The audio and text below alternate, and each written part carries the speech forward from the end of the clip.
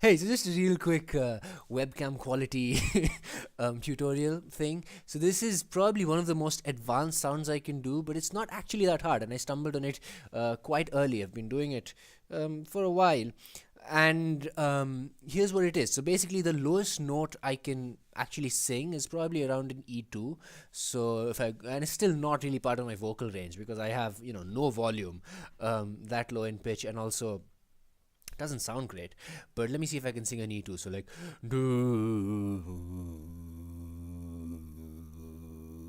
just about.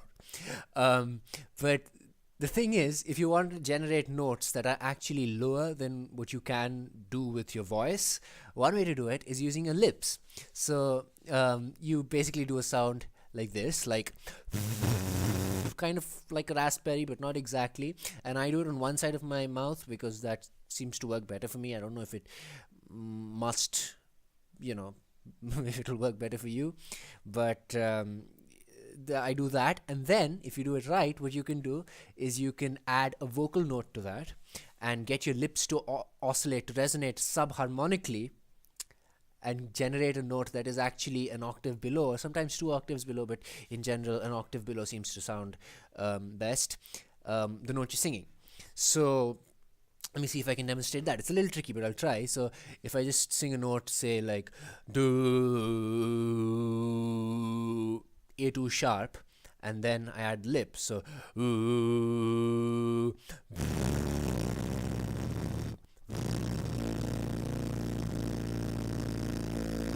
goes to A0 over there, and do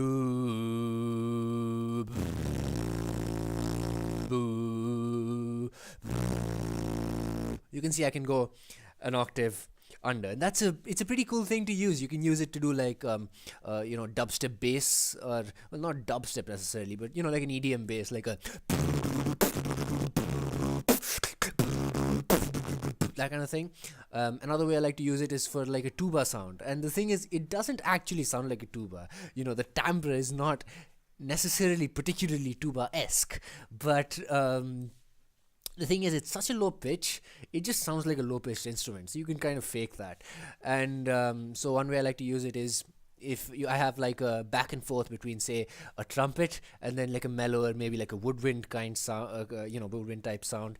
Then you can bring the tuba in. So you can have something like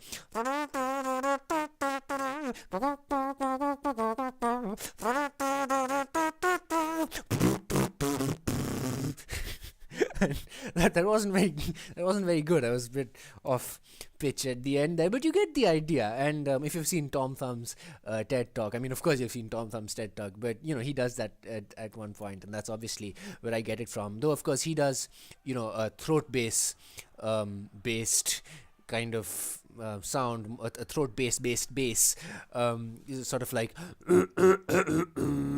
that kind of a thing. Of course, he's a lot better at it than I am, but this is a similar kind of idea, but just done differently. Throat bass tends to give me a sore throat if I do it too much. So if I need to sustain it for longer, I would usually use a lip bass.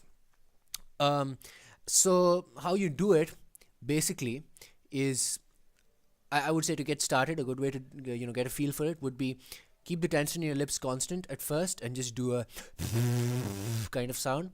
Then do a frequency sweep with your vocals, so like and then see where the resonance kicks in. So you have